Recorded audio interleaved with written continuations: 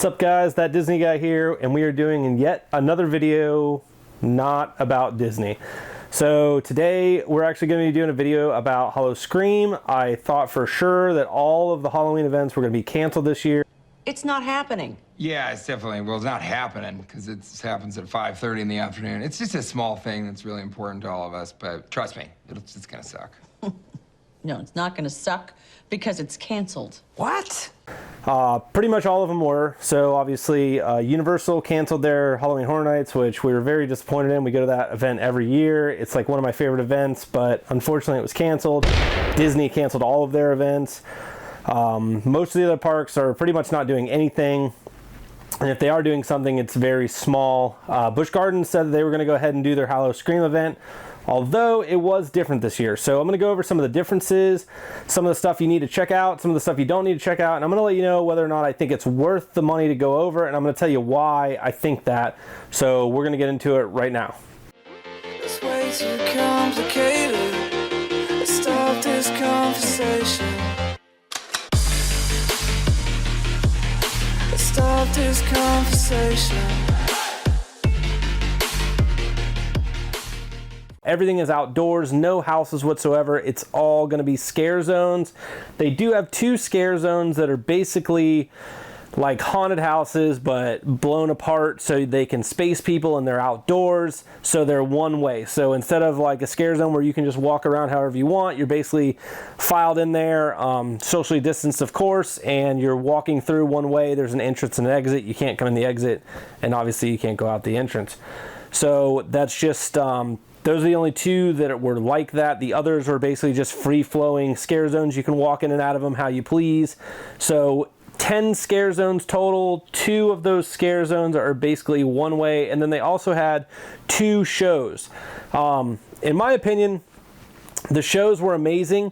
You have to imagine that this is the only real Halloween event going on right now from any of the major theme parks. I know there's other Halloween events going on, but from the major theme parks like Disney, Universal, Busch Gardens, obviously, this is like basically the only actual Halloween event.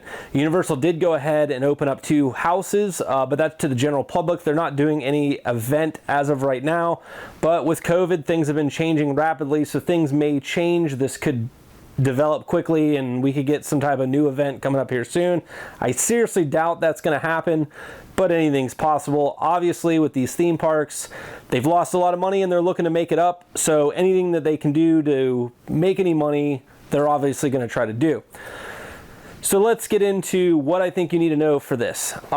If you're a high-risk person and you're seriously worried about the COVID infection, if it's first thing on your mind, they're doing a pretty good job at Busch Gardens, but with funneling that many people in, I was put into some situations where I was definitely closer than 6 feet to people, and there was also people there not wearing masks. Because of the events that's going on, the COVID and everything, these parks are lower in staff than they would normally be. So as they're lower in staff, it's become very difficult when they get busy for somebody to be walking around monitoring people wearing masks or not wearing masks. They just don't have the staff at these facilities to do that. I have another video that I'm going to talk about all of the other parks and how they're doing. SeaWorld's doing an okay job. Disney was doing a fantastic job, but actually the best park in the area right now is Universal. Universal has done the best job, in my opinion, of the COVID-19 protocol. So they are on top of you about wearing masks and cleanliness and all that, but we'll get into that in a different video. I just would like to give it up to Universal. They're doing a fantastic job. Busch Gardens is not doing a bad job. They're just not doing the best job, and it's because of staffing. They don't have enough people there to do that type of stuff.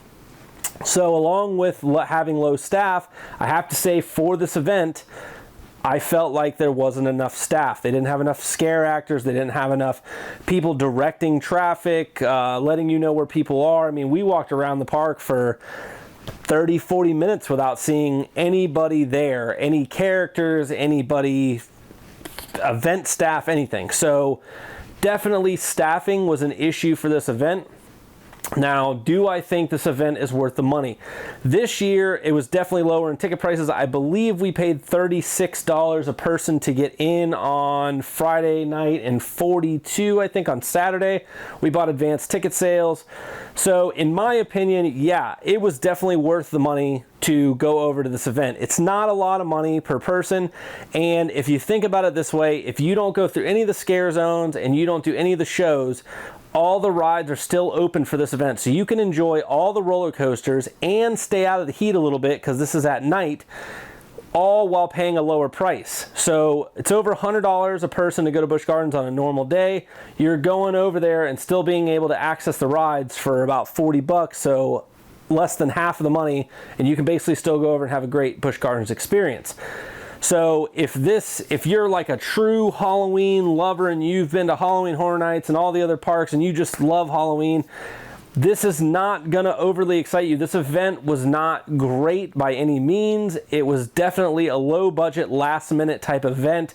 The walkthroughs were pretty good. I will say there was no smoke machines anywhere, and the scare actors, due to COVID-19, were not exactly getting up and close and personal with anybody. There was definitely distance on their part, and that does make it somewhat less scary. You know, somebody jumping up directly in front of you is obviously going to be scarier than somebody kind of off to the side making noise. So you have to put that into perspective, as this is just the way it is for right now until hopefully, you know, at some point we get to go back to normal. But with all that being said, like I said, for $40-something to be able to go over there and see a couple great shows and to be able to experience all the rides and to walk through the scare zones, I thought it was pretty good. I do think Busch Gardens, knowing that no other places were doing any type of Halloween events, they could have really stepped it up here and taken people from other genres. If you had to figure people that go to Universal, say I only went to Halloween Horror Nights all the time, Halloween Horror Nights isn't doing an event, I want to go somewhere else, I probably would experience the Busch Gardens because they're the only people in town doing anything. And if Busch Gardens had stepped this event up and made it insane, I believe they could have drawn people away from some of these other events and made that event that they have every year a bigger, better event. So I don't think they did that. Like I said, I think this was a last minute type of idea, and that they just kind of threw it together in the hopes that they could make it great. So the scare zones, like I said, there are 10 of them. They were pretty good. You got the Junkyard and Shortcut. Those are your two that are going to kind of be your one-way, scarier type scare zones, almost like a house, but not. Same, but different. But still same. Ha ha ha. Now, if the scare zones are kind of not your thing, I do recommend, if you're going to go to this, that you at least see the two shows. So you have a show over behind Gwazi, which is in the Gwazi Field. That's your Fiend show. They do that twice a night. It's a very good show. It fills up very fast, so you want to be there early, especially if you want to get a good seat. Make sure you get over there early and get a good spot. Otherwise, you'll be sitting way in the back somewhere, and the show is definitely not as enjoyable when you're there.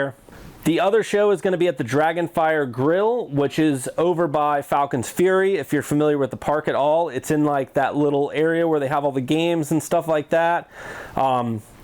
Inside, it's kind of out of the way, and they didn't do a lot of advertising for this. Matter of fact, it's not even on the park map for Howl-O-Scream. But there is a stage inside that restaurant, and they used to do live music periodically on that stage just for the restaurant guest. So during Howl-O-Scream, they actually have a group of musicians coming in, and they are doing a fantastic job. I thought that show was one of the best shows on property. I think I even liked it better than the Fiend show, to be honest with you. The only problem with the show is they're only doing it 3 times a night, and they were doing it fairly early. So I believe it was 7, 8, and 9.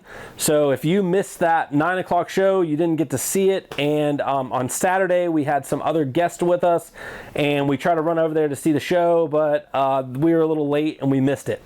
So had some pretty disappointed people. They had to actually go through and watch the videos, which I'm going to be putting up for you guys, so you guys can check it out too. a little sample. I hope you guys enjoy this video. If you do enjoy this video, please hit that like button for me. Think about subscribing to my channel. I do a lot of videos like this where I talk about the pros and cons of things, especially theme park related and stuff like that.